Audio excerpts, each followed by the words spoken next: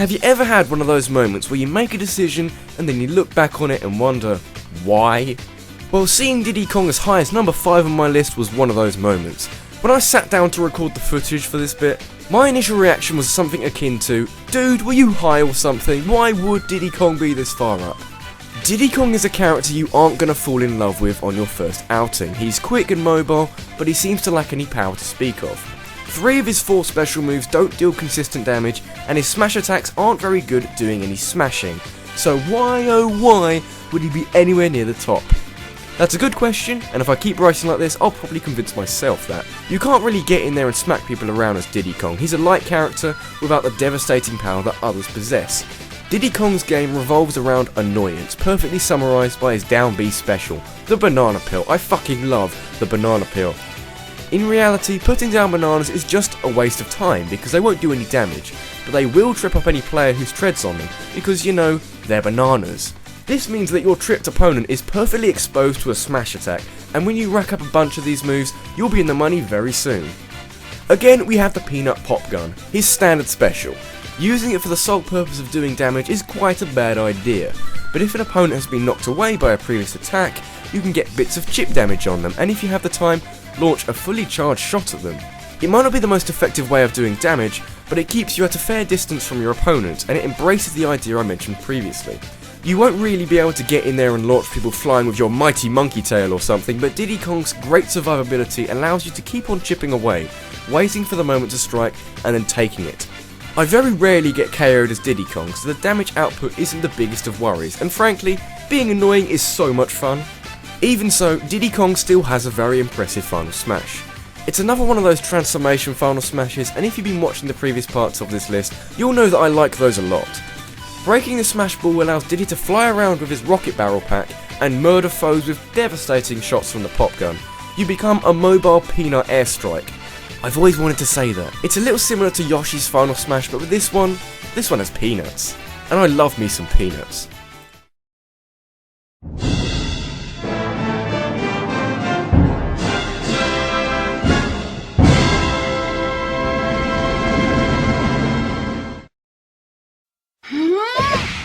My knowledge of EARTHBOUND is decent, but in comparison to other gaming franchises, I know very little. What I do know is the events of Mother 3, and without spoiling any of it, I'm glad that I know what happens in the game. Something only made possible by the existence of Lucas in Super Smash Bros. Brawl. It makes a ton of sense to introduce another character from the Mother series, after 2 games of only having Ness as a representative, and as the main character of the most recent installment, Lucas was well at home in the Brawl character roster. He's obviously very similar to Ness in terms of his moveset, but in order to make sure that Lucas isn't a copy-paste clone of Ness, their attacks are dealt with very, very differently. In short, Lucas is pretty much the heavyweight representative from the Mother series, possessing some massive smash attacks, but at the cost of some slightly less favourable attributes like his slow speed and the fact that his smash attacks require a lot of time to pull off. But honestly, I don't really care about most of this. Lucas is a favourite of mine because of his heavy reliance on his PSI attacks. The problem with Ness is that despite some of his very good PSI attacks, a load of his smash attacks see him use a yo-yo. And you know what? Yo-yos aren't very scary. Lucas, however, bins this idea in favour of some truly terrifying smash attacks that, if you do have enough time and space to use them, will send people soaring off the screen. There's a certain amount of satisfaction in having access to so much power in a character who is so not very powerful looking, and people who underestimate Lucas will very quickly be on the wrong end of one of those violent smash attacks. By the way, I've just got to mention Lucas's involvement in the single player mode. Playing through Subspace Emissary would give you the indication that Lucas was the main character or something, for the amount of time that the story focuses on him. But no, HAL just gave him way too much screen time. Okay, I'll admit that it was nice to see development in his character, but relatively speaking, they ignored almost every other character to do this. It did however mean that there was plenty of time to get used to playing as Lucas, and after I was done with Subspace Emissary, Lucas was one of my all-time favourites. So I could complain, but the benefits outweigh the drawbacks of focusing on one character, so I'm fine with that.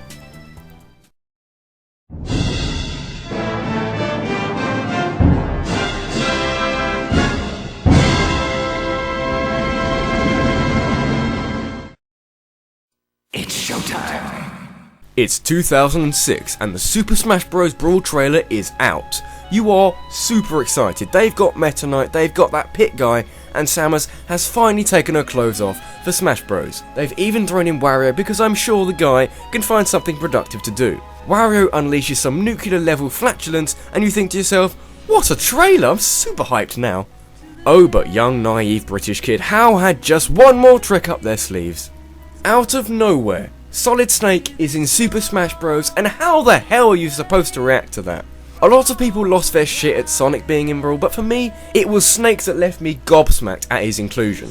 It was reported that the creator of Metal Gear, Hideo Kojima, practically got on his knees and begged for a third-party character to be included in Smash Bros, but this was in the very late stages of Melee's development, so nothing was done. Come the sequel, and Snake became the first and so far only character from an M-rated game to be in a Smash Bros game. And actually, that's quite a big problem if you think about it. Considering what type of game Snake comes from, games with violence and guns, the move to Smash Bros is something that has to be done very carefully. Brawl was rated teen for the fact that you're smacking the hell out of everyone, but if you started introducing real guns for Snake to use, then you'd start veering towards a mature rating. So Hal gave him explosives instead, because guns may be dangerous and a bad influence on society, but RPGs, grenades and C4 are perfectly okay. And of course, here's another shock for you. Snake isn't my favourite character in the series. He might be my favourite character in the overall world of gaming, but there are two more characters that I prefer over him. However, Snake is still a wonderful character to use, and is fully deserving of being this far up the countdown. As soon as I had him unlocked, I dropped everything and took him for a spin, and I immediately felt a connection. It was something beautiful. Snake is the third heaviest character in Brawl, beaten out only by Donkey Kong and Bowser, and it means that Snake is the highest heavyweight on my list. That's because despite Snake's weight, he's still incredibly mobile, with the use of the Cypher literally dragging him out of the more desperate of situations. He also, rather predictably I'll admit, has some seriously powerful attacks at his disposal, because getting hit by a mortar is probably going to leave a mark. The majority of Snake's attacks have very large hitboxes, so you're very likely to hit someone when you lob a grenade in there or just charge up an RPG, not to mention Snake's incredible trap game. In addition to the grenades and the mortar, Snake has mines and C4 at his disposal, both of which can be used to lay traps across the stage, just waiting for an opponent to step on them.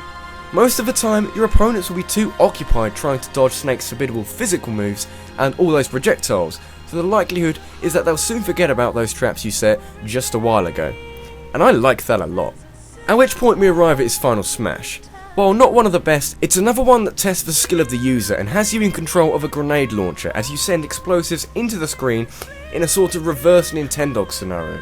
Kind of like that final battle against giant baby Bowser in Super Mario World 2.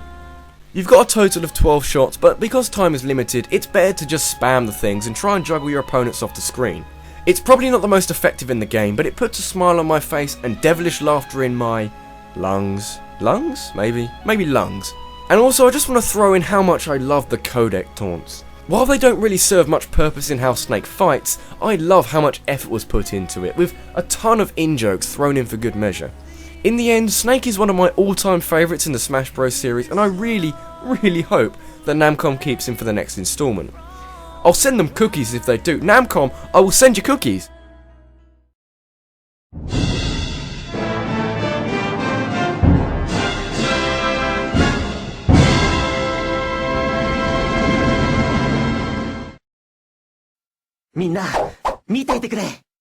Because I'm not actually employed by them, I'm not 100% sure on what's going on over at Namco for the next Smash Bros game, but there's rumour that the Fire Emblem representatives might be subject to a bit of a shuffle.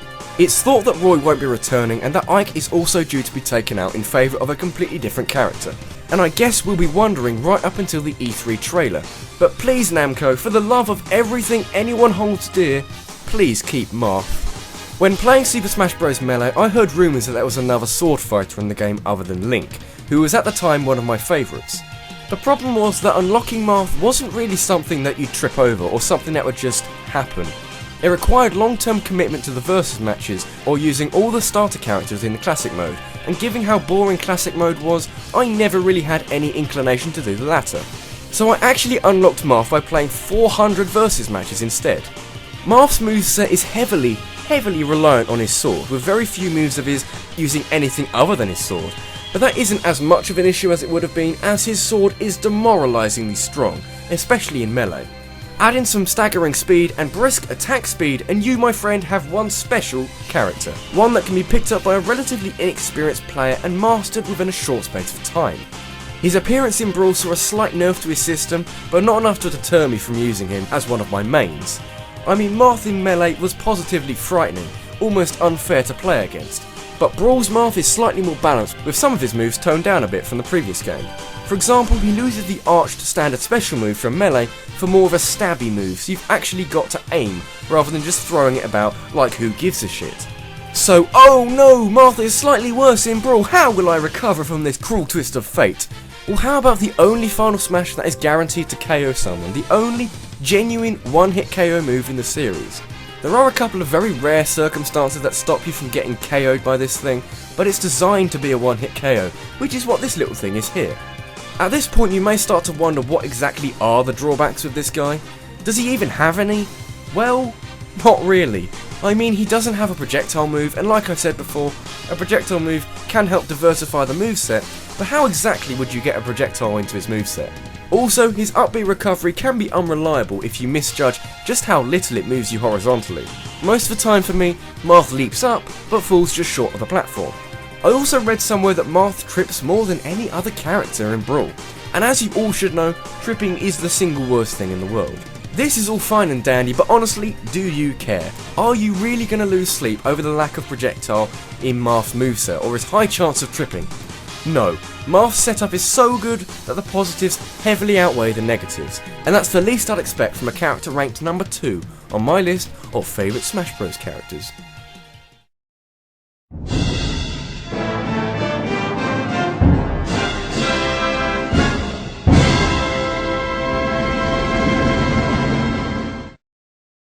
So here we are, numero uno. The road's been long, you've sat through about an hour's worth of countdown, and I've spent the last month and a half working feverishly to get the parts out on time. For those of you who are slightly more vigilant, you may be able to work out who number 1 is simply through process of elimination. It is of course the one, the only, it couldn't really have been anyone other than April Fool. Nah, I'm fucking with you, it's Fox.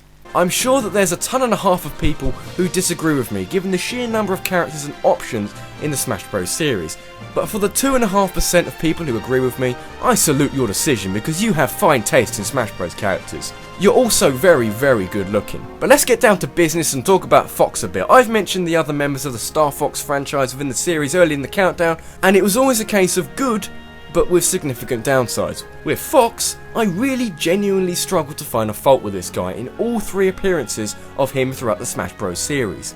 In the first 2 games he is near faultless, especially in the first game, but he suffers a slight nerf in Brawl with faster falling speed, meaning that you've got to be 100% awake or you could end up accidentally slipping off the stage and into oblivion. Trust me when I say that happens way too often for me. When it comes to downsides, there's not a lot more than Fox's falling speed in Brawl.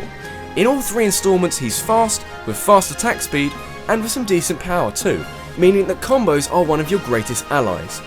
I say one of because Fox also has a very wide variety of special moves, and a projectile that could well be my favourite in the series. I'm not about to make top 10 favourite projectiles in Super Smash Bros, but Fox's blaster is rapidly fired to accumulate a great deal of chip damage, made easier by the fact that the opponent doesn't even flinch when hit by it.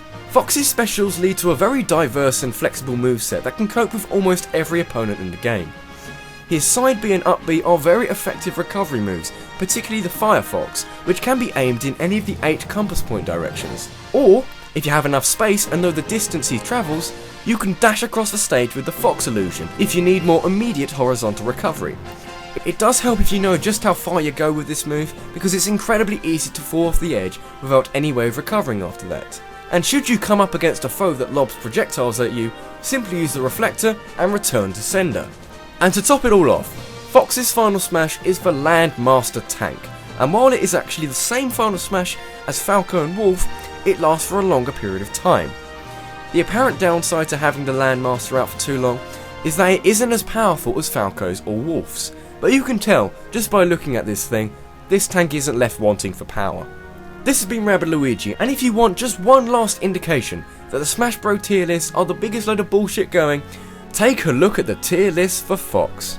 The lists for Smash 64 and Melee treat him right, sticking him up near the top.